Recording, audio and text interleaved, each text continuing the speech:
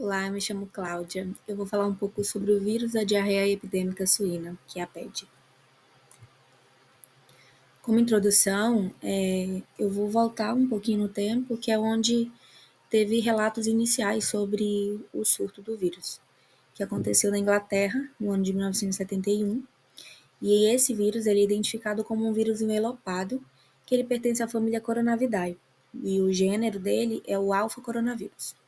Então, pertence a alguns outros vírus nessa mesma família, porém não é o foco de agora.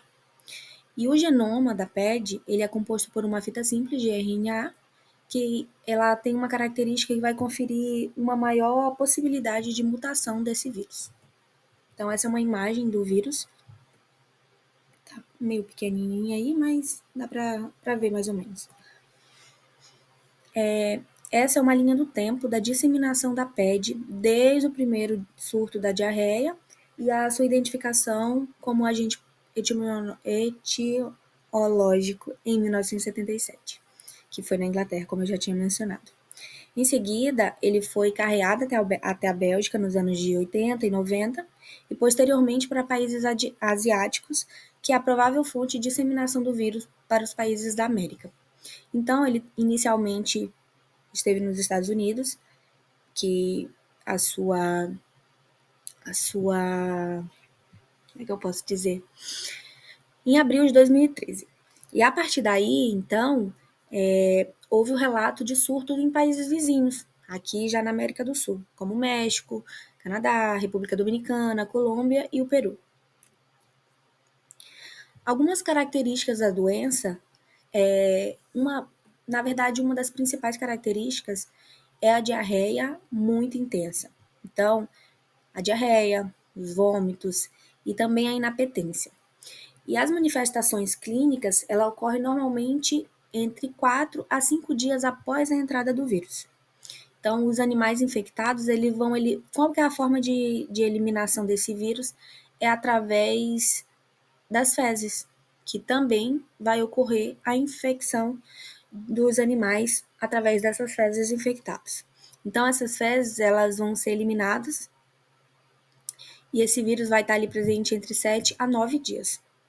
Então, a PED é uma doença viral altamente contagiosa que afeta os suínos e pode causar, assim como eu mencionei, a diarreia severa, uma profunda desidratação e, posteriormente, a morte desse animal.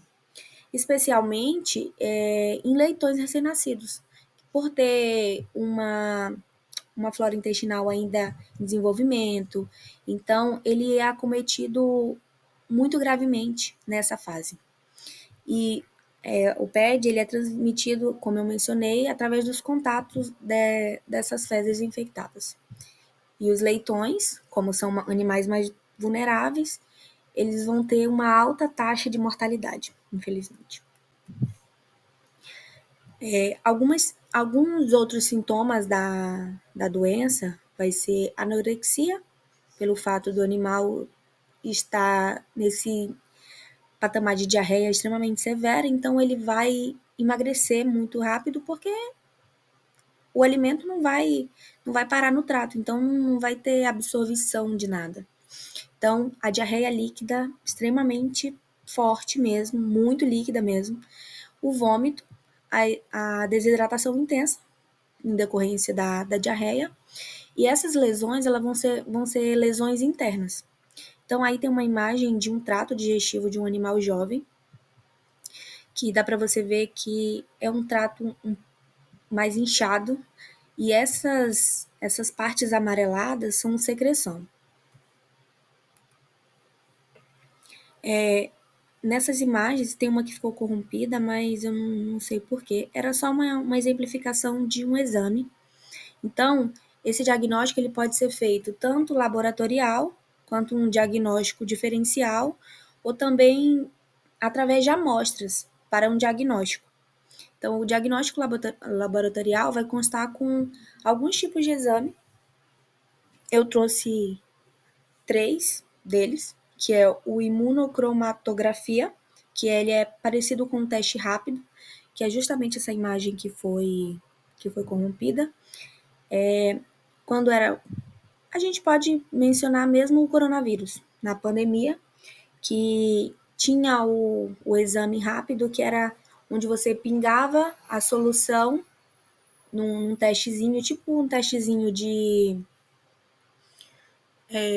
o de sinomose, por exemplo, que é um teste rápido, ou também um teste humano, que é feito de HIV, de doenças transmissíveis.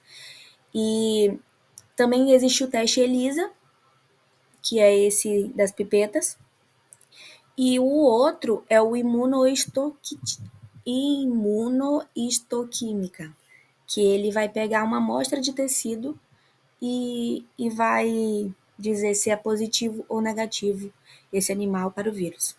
Também existe o diagnóstico diferencial, que é o rotavírus, o TGEV e outras também causas de diarreias em suínos. E as amostras ideais para diagnóstico, como eu mencionei, vai ser através dessas fezes, que vai ter uma carga viral muito grande, que é o principal fator de contaminação, amostras de intestino e amostra também do intestino delgado. Agente infeccioso e os tratamentos. Então, como eu já mencionei anteriormente, a etiologia é o coronavírus específico para suínos, que é o PED, e não há tratamento antiviral específico. Então, o suporte hidroeletrolítico e cuidado de suporte. Então, você vai ter que prevenir. Então, aí entra a questão da biosseguridade. Então, se você previne, se você mantém um ambiente mais limpo, se você tem um cuidado maior com esses animais, principalmente na fase inicial, você vai evitar a proliferação desse vírus. E também o uso de feedback, que é por exposição controlada, que você vai permitir que esses animais eles tenham anticorpo para combater o vírus, ou ao serem acometidos, eles não terem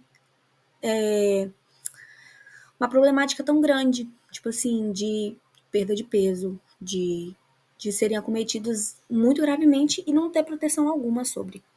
Então, para promover nas matrizes. Então, como vão ser os animais, principalmente acometidos, são os animais jovens, se você condiciona as matrizes a isso, você fornece uma imunidade extra ao nascimento dos animais. Então, primeiro, a prevenção, medidas de biosseguridade para prevenir a disseminação do vírus.